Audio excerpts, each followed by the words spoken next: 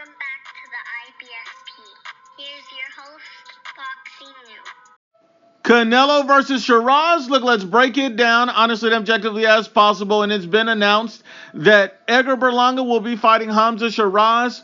Now, the interesting thing about this fight is that both of these guys got a lot to prove. Both of these guys got a lot on the line. But if Hamzah Sheeraz wins this fight, he is going to be lined up for a Canelo Alvarez fight. You're absolutely right. You heard this right. See, if you go back to last year, you see that Hamzah Sheeraz and his team turned down a Canelo Alvarez fight. They were offered a Canelo fight. They rejected that fight. And the reason they gave as to rejecting the fight against Canelo Alvarez, they declined the offer, was because they didn't believe it was the right time for Sheeraz to take such a big step against an elite opponent like Canelo Alvarez. That's why they rejected the fight at that time. But this is a proving ground fight. If he's able to beat Edgar Berlanga, he's going to be on a direct path towards a Canelo Alvarez fight. See, Canelo Alvarez has 2 fights at the end of his deal with Turki Al-Sheikh that basically has no selected opponent as of yet for his last 2 fights. Sheeraz could fill in one of those slots should he beat Edgar Berlanga. Let me break it down. Sheeraz's last fight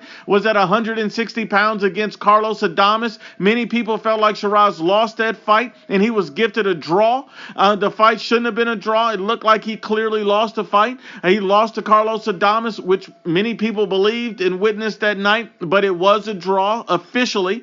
And so Sheeraz basically blamed it on the weight. It says, hey, I need to move up in weight. I need to be at 168. And that's why I had such a poor performance against Carlos Adames. Now you see that Sheeraz looked like a killer before he fought Carlos Adames. The moment he stepped in the ring against Adames, he looked human, he looked average, he looked pedestrian.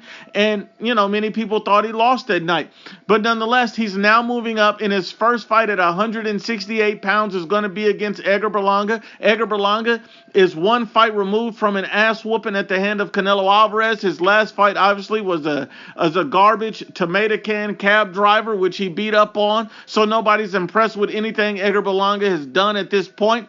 But I do think that Edgar Berlanga Hamzah Sheeraz fight will be competitive. The reason why I believe it is because Sheeraz looked like ass in his last fight.